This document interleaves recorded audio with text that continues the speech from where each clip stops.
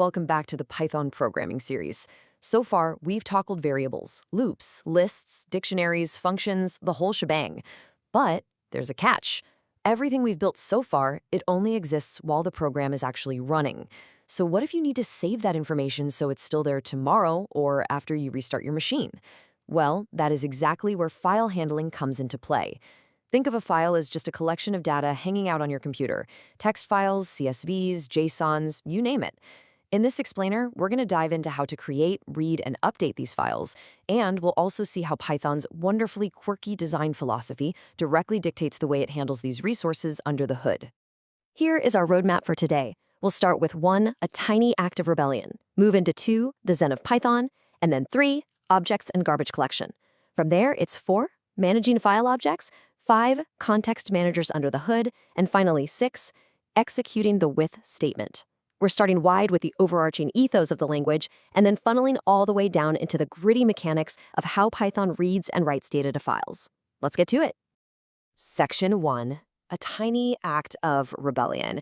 All right, let's kick things off by looking at the very foundation of Python's creation.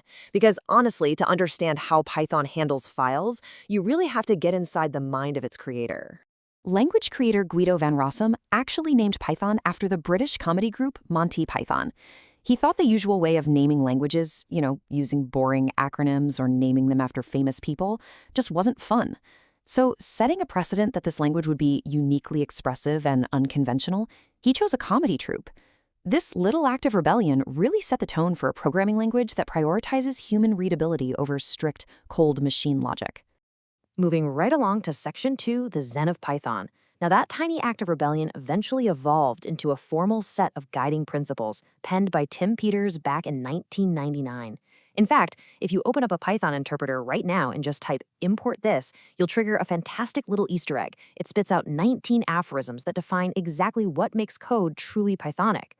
What's super interesting here is how 2 of these core aphorisms, explicit is better than implicit, and simple is better than complex, serve as the literal blueprint for how Python handles your computer's memory and files.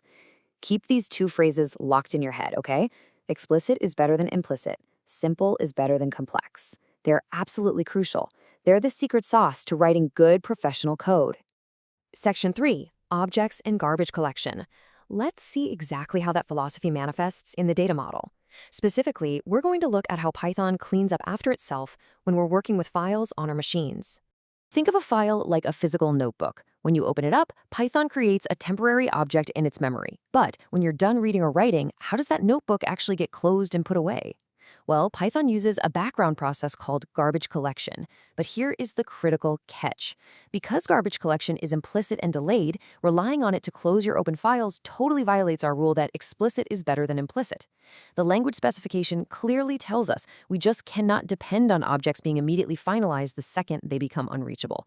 Now, you might be thinking, okay, I'll just rely on the object's automatic destructor method to clean up my files. Nope. Bad idea. This brilliantly illustrates why you should never, ever rely on the built-in destructor method known as _del to manage your resources.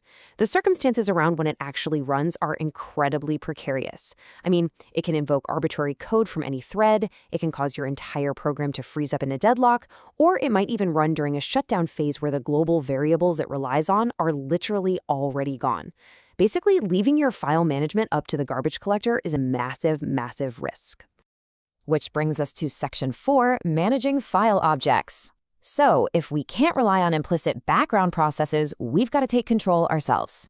Python uses the open function to create what's known as a file object. This object gives us an API to interface with external files sitting on your hard drive, like your text files or CSVs. When you use opening, you're feeding it 2 arguments, the file name and the mode.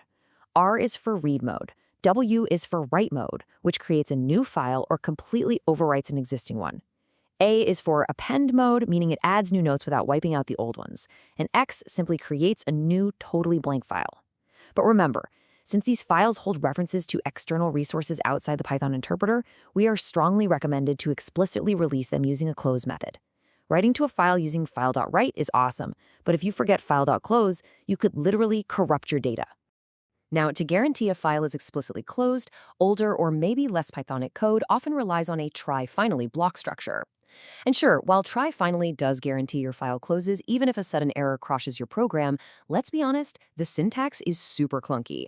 It requires multiple lines of indentation and all this manual boilerplate just to tell the computer, hey, shut my notebook. It absolutely fails the simple is better than complex test. Section 5. Context Managers Under the Hood. To solve this unPythonic complexity, the language introduced a much more elegant hero, a feature designed entirely around making your code explicitly safe, but visually incredibly simple. Enter the Context Manager. By encapsulating all that setup and teardown logic into double_enter and double_exit methods, context managers abstract away those messy try finally blocks completely. They set up a safe runtime context where your file is opened, and the absolute second you step outside of that context, boom, the file is automatically closed for you, correctly and safely every single time. Let's see how this builds a perfectly Pythonic, readable structure that guarantees your file object is handled safely. By typing with open to do.txt a as file, we create our block. Inside there, we can ask the user for input and use file.write to append a new task, throwing in a new line character at the end. The real beauty here is that professional Python programmers usually don't ever call close manually anymore. When that with block finishes, Python just handles it. It automatically closes the file. And really, this is the very foundation of how real-world note-taking apps and task managers store your information safely. Section 6. Executing the with statement.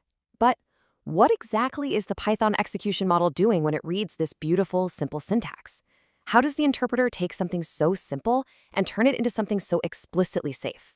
This step-by-step mechanical breakdown from the Python 3.10 language reference shows us exactly how perfectly the with statement implements those Zen principles we talked about. It is explicit under the hood, but simple on the surface. First, it evaluates the file expression. Then it invokes the enter method, hands you the file object, lets you execute your reading and writing, and then it absolutely guarantees it will invoke the exit method to safely clean up those resources. Even if a nasty exception or error pops up in step 4, step 5 is always guaranteed to trigger. It's foolproof. So today, you've learned what file handling is, the different modes like read, write, and append, and exactly why the with statement is the go-to professional approach. Now, here's a quick mini challenge for you. Try writing a program that creates a file called journal.txt. Write your name, today's date, and one thing you learned today into it. Then read the file and display it right back on your screen. As you start building larger applications, always let context managers do the heavy lifting for you. In our next module, we'll dive into exception handling so your programs can handle errors gracefully instead of just crashing. But as you look at your own code today, ask yourself, are you truly writing Pythonic code, or are you leaving your system resources entirely up to chance?